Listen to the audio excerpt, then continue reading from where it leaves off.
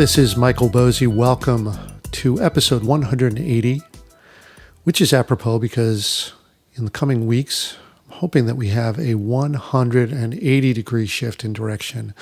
Tomorrow is November 3rd, what we used to call Election Day. Now it's the end of the election season. I mean, people have been voting for weeks now.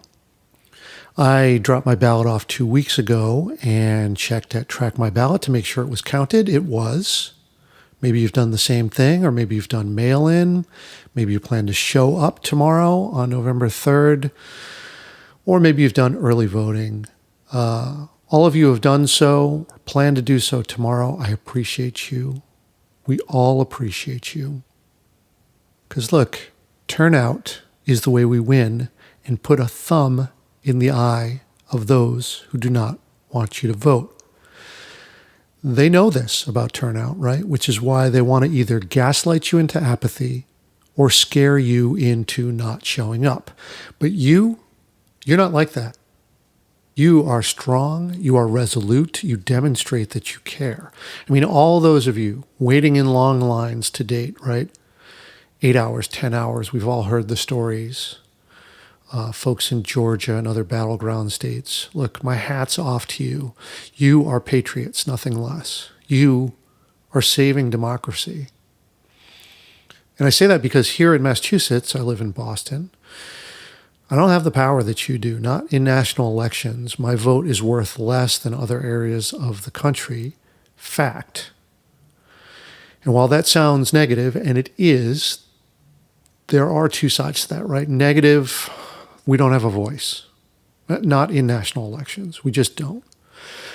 The positive, at least for now, is that we're a little bit under the radar, right? Like there won't be Trump brown shirts at polling stations. There likely won't be unrest in the streets here. There likely won't be right-wing militia intimidating voters and other such nonsense. But just know that through this, I'll be rooting for you.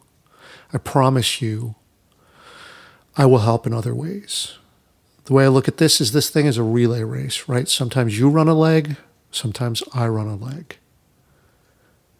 Over the past 4 years, I've been to all the local protests, the big ones that get national attention, and even the little ones, right, where it's 30 people in front of Cambridge City Hall protesting the 50th time that they've tried to take away and repeal the ACA. I'm on the board and an on-the-ground volunteer of an activist organization called Boston for All. In the past year, I've helped raise over $6,000 for frontline workers and food security during COVID. I've helped raise over $16,000 for immigration justice and social justice over the past year alone. And I'm trying to use what platform I have, here on this podcast and on Twitter to curate information, speak with empathy, energy, ethics, the topic of a recent podcast episode as well.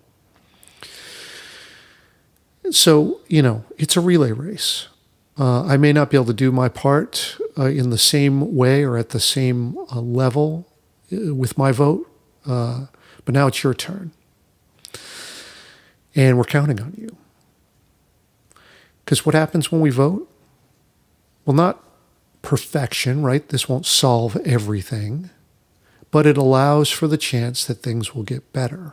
And this time, it will be different, right? We have a president, in quotes, who's not likely to just concede. And imagine this, right? I never thought I would see this here in the United States. So tomorrow, we'll bring some answers about who we are as a country, but it won't be the final word. But you and I and all those who are on the right side of history, here's what we're going to do. First, let's win this thing. Big. And then celebrate like hell when we do. Then, we're going to have to watchdog the crap out of this thing until all of their tricks are played out and we get rid of him. After that, in January, we swear in Joe Biden, a flawed but genuinely decent man. And finally, we'll get right back to work holding him accountable. Now look, of the field of talent on the Democratic side, look, Joe Biden was probably my 9th choice, so I'm not exactly a fan. I mean, Senator Harris, Kamala Harris, she certainly sweetens the deal. And in a way, I'm voting for her more so than Biden. But look, here's the thing about Biden. Aside from being a decent human being, I think he'll listen. I believe that. And if he doesn't at first, we'll yell louder. We'll look him in the eye and tell him exactly what's important to us. Now, this stuff isn't going to change until we can speak with clarity, empathy, and the positive force of effort, right? We've had so many setbacks these 4 years. This country was never what it said it was, but at least we had ideals to guide us. We need to draw closer to those ideals in the coming years, right? All those promises that this country makes, we need to make them a reality for all, right? Not just the privileged race, class, gender, but for all. And that's what your vote gets you, a chance of that. So thank you again for what you do, what you're about to do, and staying vigilant over the next few months. We can do this thing, and I'll see you on the other side of this, hopefully, with a new horizon in view. See you next time.